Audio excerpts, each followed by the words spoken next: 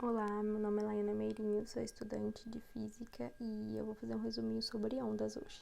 Um pouquinho sobre ondas. Bom, a gente não tem como falar sobre ondas sem falar sobre ondas mecânicas e ondas eletromagnéticas. Bom, as ondas mecânicas, elas precisam de um meio material para se propagar. Por exemplo, a onda do mar, que precisa da água, ou o som, que ele precisa do ar. Já nas eletromagnéticas, nós não precisamos de um meio para se propagar. Por exemplo, a luz do sol, que se propaga pelo vácuo, ou a TV. E também nós precisamos falar um pouquinho sobre ondas transversais e ondas longitudinais. As oscilações das ondas transversais, ela é perpendicular à direção da onda. Por exemplo, a luz. Já nas longitudinais, as oscilações dela são paralelas à direção da propagação da onda. Por exemplo, a onda gerada pelo som. A gente tem um exemplo da onda gerada pelo som, que ela gera ondas de alta pressão e daqui a pouco ela gera ondas de baixa pressão e novamente ela gera ondas de alta pressão, de baixa pressão e assim por diante. E as ondas longitudinais, elas geralmente são desta forma. E também nós precisamos falar um pouquinho de ondas harmônicas, que é uma das coisas mais importantes nesse conteúdo. Por exemplo, a onda harmônica, ela é uma onda qualquer descrita por senos, onde ela diz o seguinte, que y é igual a amplitude vezes o cosseno ou o seno vezes kx, onde k é o número de onda, mais ômega t, onde ômega é a frequência angular, mais φ, onde φ é a constante de fase. E graficamente ela é representada desta forma. Nesse primeiro gráfico, nós temos o tempo fixo. E o outro, nós temos a posição fixa. Este gráfico aqui, com o tempo físico, ele é chamado de gráfico instantâneo, que ao longo do espaço, a onda ela gera uma perturbação, onde essa onda gerada, a gente pode ver a distância entre uma crista e outra, ou um vale e outro, o comprimento de onda. Então, a partir desse gráfico, nós podemos encontrar o comprimento de onda. Já nesse segundo gráfico, que é o da posição fixa, ele é chamado de gráfico história. Logo, aqui, essa distância entre um vale e outro, ou uma crista e outra, ele vai nos dar a informação sobre o período. Ou seja, para a gente ter a informação do período, nós precisamos consultar esse gráfico histórico, e para ter a informação do gráfico do comprimento de onda, nós precisamos verificar o gráfico instantâneo. Agora a gente vai falar um pouquinho sobre frequência. Bom, a frequência, ela é definida como o inverso do período. Ou seja, a frequência, ela me diz quantas vezes por segundo determinada oscilação acontece. Um exemplo é se a gente tiver esse período de 0,5 segundos. Como a frequência ela é o inverso do período, então a gente terá que a frequência vai ser igual a 1 sobre o período. Então, nós teremos aqui, neste caso, que a frequência ela vai ser igual a 2 segundos sobre menos 1, ou 2 Hz. Pronto, agora a gente fala um pouquinho sobre a velocidade.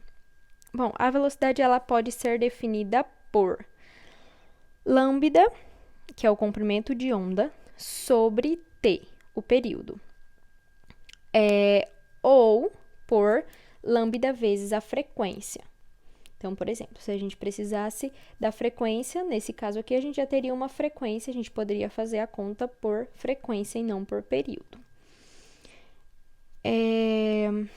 Mas a velocidade, ela também pode ser calculada pela derivada da expressão de V, onde Vy é igual à derivada da amplitude de cosseno de kx mais ou menos ômega de t. Que derivando, a gente chega nessa expressãozinha aqui, que a gente vai ter mais ou menos ômega a seno de kx mais ou menos ômega t, onde esse ômega a vai nos dar a velocidade máxima nessa onda.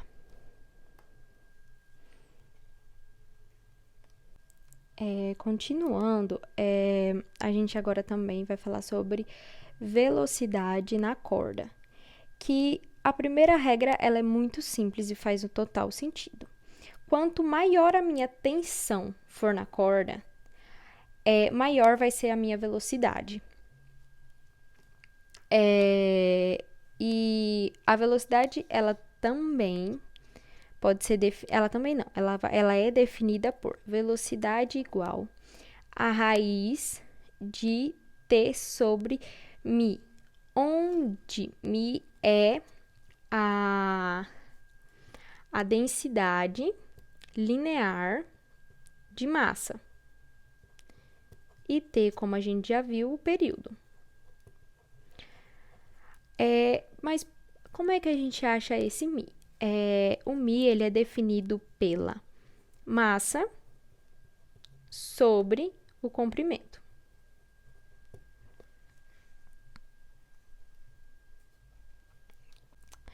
Bom, agora a gente vai falar um pouquinho sobre superposição de ondas ou interferência de ondas. Supomos que eu tenha aqui duas ondas, onde elas são iguais, com a mesma amplitude, na mesma fase, só que elas estão em sentidos contrários. Vai chegar uma hora que elas vão se encontrar. E o que vai acontecer quando elas se encontrarem? Bom, neste caso, quando elas se encontrarem, elas irão se somar e depois irão continuar o caminho, certo? Isso se chama de suposição construtiva. Então, que quando a gente somar, a gente vai ter uma onda maior e depois ela vai continuar o seu caminho.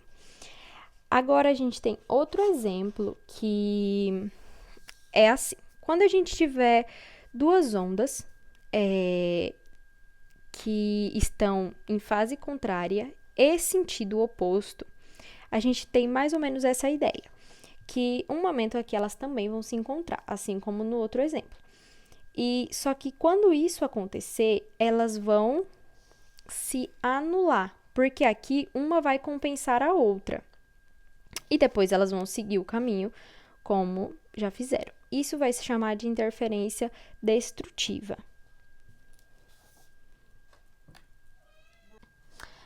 Nós vamos falar agora um pouquinho sobre ondas estacionárias. As ondas estacionárias, elas formam estruturas que não se movem no espaço, como nós podemos ver neste exemplo aqui. Nós podemos ver que a posição dos nós, que são esses, eles não se movem nesse espaço. E eles também não se movem com o tempo. E um outro exemplo, só maiorzinho, com mais nós também podemos ver que aqui, todos esses nós, eles não se movem. Porque essa onda que ela está se propagando aqui, ela está aí se interferindo com a onda que está sendo refletida. Então, ela vai ficar aqui estacionada e a gente vai ter essa estrutura onde os nós eles não se movem. Nós podemos equacionar isso de uma forma matemática, onde nós teremos uma onda y1 que está se propagando no sentido positivo de x e uma outra onda y2 que está se propagando no sentido negativo de x. Como elas se interferem, nós temos a soma das duas, ou seja, y de xt é igual a y1 mais y2. Aí, a gente vai ter o quê? Seno de A, cosseno de B, cosseno de A.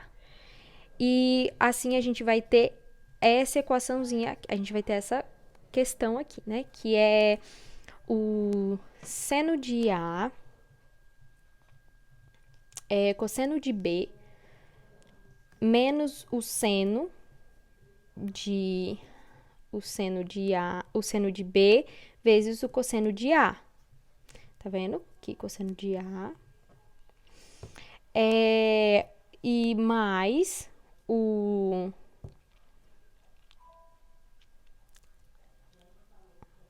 E a mesma coisa aqui embaixo, né? E aí, o que acontece? Esse aqui, ele vai se anular com este aqui. E aí, nós chegamos neste resultado, sendo uma onda do tipo 2A, que é a amplitude, seno de kx, cosseno de ômega t. Essa onda, a nossa onda estacionária, ela só ficará constante no tempo se isso aqui não variar. Então, a gente precisa ter isso aqui sempre constante.